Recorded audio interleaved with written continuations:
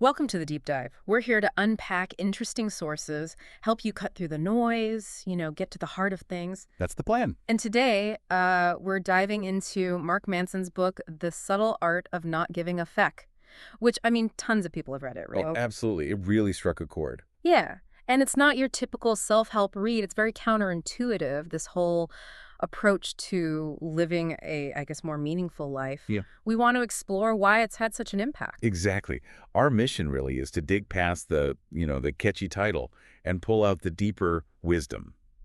These are ideas that push back hard against conventional thinking about happiness, about success, things that, frankly, our society pushes on us constantly. They really invite you to shift your whole perspective. Definitely.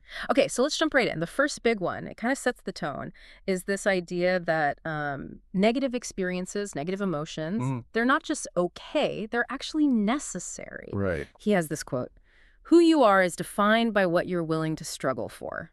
That just immediately flips the usual script, doesn't it? It's saying we need the struggle. It does. And the core insight there isn't just like bad feelings happen. It's that our culture's obsession with constant positivity. That itself creates this deeper anxiety. Huh. Like the pressure to be happy makes you unhappy. Precisely. It's almost a meta problem. You're constantly told, be happy, think positive, and so you start fearing anything less. You feel like you're failing if you're not upbeat 24/7. Yeah, I can see that.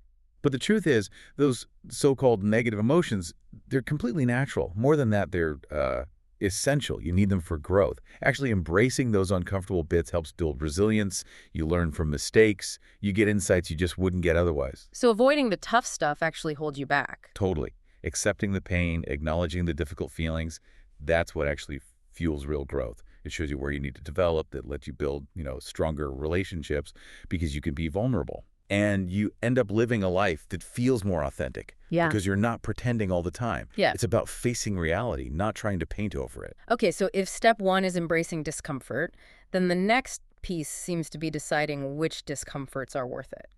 This whole paradoxical idea of choosing what to give a fuck about. The book says, the desire for more positive experience is itself a negative experience.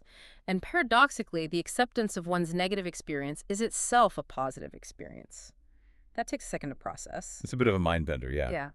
But it really forces you to ask, where's your emotional energy going? You only have so much. Right. Finite resource. Exactly. So prioritizing your fucks, as he puts it, is being really deliberate. Yeah. Super selective about what actually deserves your attention, your concern. You figure out your core values. Mhm. You make sure your actions line up with them. And And you actively let go of the trivial stuff, all the little anxieties and annoyances that just drain you. But isn't there a risk of just becoming indifferent?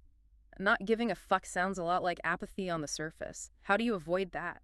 Ah, see, that's the key distinction. He argues it's the opposite of apathy. How so? Because it demands you care intensely, but only about a few things. You channel your energy Yeah. there. Apathy is just not caring about anything. Sure. This is strategic, focused caring. Okay, that makes sense. And when you do that, you naturally reduce anxiety about stuff you can't control anyway. And it gives you this real sense of personal freedom because you're not tied to every little external pressure or what everyone else thinks. You choose your battles. Okay, choosing battles, accepting struggle. That leads to another point that feels pretty confronting, this idea that you are not special and that's okay. Oof, yeah. That one lands hard for a lot of people. He even says, the vast majority of your life will be boring and not noteworthy, and that's okay. That feels like it goes against everything we're told, especially today. It absolutely does. There's this pervasive pressure, right? Amplified by social media, obviously.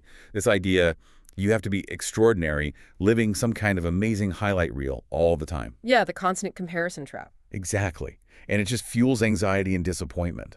So the surprising thing Manson points out is that accepting your ordinariness, the everyday, the mundane, can actually be freeing. Freeing how? It lowers the pressure. You don't have to constantly perform or impress. You can start appreciating the simple things, the small moments that actually make up most of life. It leads to more self-acceptance, maybe even contentment, sort of a quiet rebellion against needing constant validation. A quiet rebellion. I like that. But Yeah. does that kill ambition? If you're just okay with being ordinary, where's the drive? That's a really good question. I don't think he's arguing against ambition itself, but maybe against ambition driven purely by external comparison or the need to be special. It's about finding realistic ambition based on what matters to you. And he also connects this to what he calls the entitlement epidemic. If you believe you're inherently special or deserve things just because you exist, well, that sets you up for unrealistic expectations. Makes sense. And then you can't handle criticism or failure, which are just, part of life. And it strains relationships if you expect everyone to treat you like you're the center of the universe. It's about grounding yourself in reality. Right. And that reality includes suffering. The book really leans into the value of struggle, saying it's essential for a meaningful life. There's that quote, "To be happy, we need something to solve. Happiness is therefore a form of action." Yet it reframes happiness not as a destination, but as like the process of tackling problems. So it's not about avoiding suffering, but seeing it differently. Exactly. Instead of seeing all discomfort as bad, the idea is to recognize struggle is fundamental. The benefits are actually huge. Personal growth, building character, resilience, better problem solving.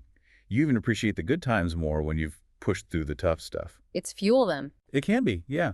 Challenges become fuel for growth rather than just obstacles. So it must be about choosing the right struggles, though, not just embracing any old pain. Absolutely critical point. Yeah.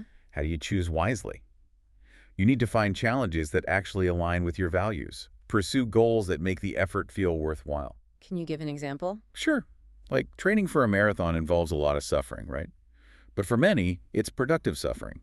It aligns with goals of health or accomplishment. Compare that to, say, procrastinating on work by binge-watching something. That avoids a small struggle now, but leads to unproductive pain. Later stress, missed deadlines. Ah, okay. Productive versus unproductive pain. Exactly. You need to learn to differentiate. Is this pain leading somewhere meaningful, or is it just pointless suffering, maybe even self-inflicted? This feels connected to the next big idea, taking radical responsibility for everything, even stuff that wasn't your fault initially. The quote is pretty direct. The more we choose to accept responsibility in our lives, the more power we will exercise over our lives. That sounds incredibly empowering, but also maybe a bit daunting. It is empowering, absolutely. When you connect it to the bigger picture, it means you stop blaming other people or circumstances or luck.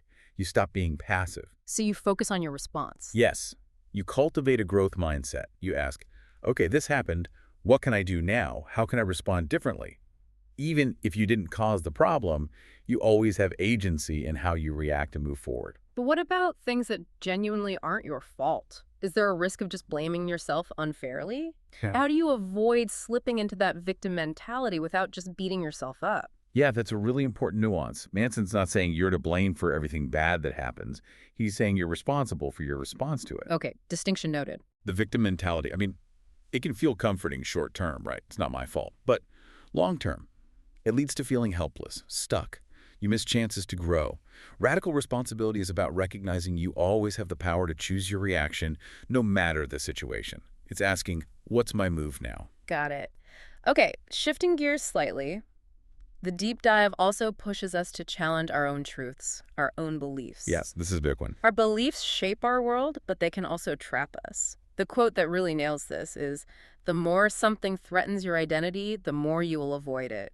That explains so much resistance to change. It really does. It makes you ask, are my beliefs actually serving me, or are they holding me back? The payoff for challenging your assumptions is huge. You expand your perspective, you spot limiting beliefs you didn't even know you had. And you get a clearer picture of yourself and others. Exactly. A more nuanced picture. This applies to everything: political views, personal stories we tell ourselves about what we can or can't do. So it's not just about being willing to admit when you're wrong. It's deeper than that, like developing intellectual humility. You nailed it. That's a key point. The book really stresses the importance of embracing uncertainty, being genuinely open to changing your mind, even about stuff you feel really strongly about. Yeah. That leads to intellectual humility, definitely. It also makes you a better decision maker because you're not locked into one view, and you become way more adaptable, which is crucial today. It's about letting curiosity win over certainty. Okay, here's one that really feels like it swings against the current. The idea that commitment is actually liberation, not limitation. Oh yeah, that's super counterintuitive for many. The source says, The only way to achieve meaning and a sense of importance in one's life is through a rejection of alternatives, a narrowing of freedom, a choice of commitment to a place, a belief, a person that flies right in the face of keep your options open. It really does. But think about it as freedom through focus.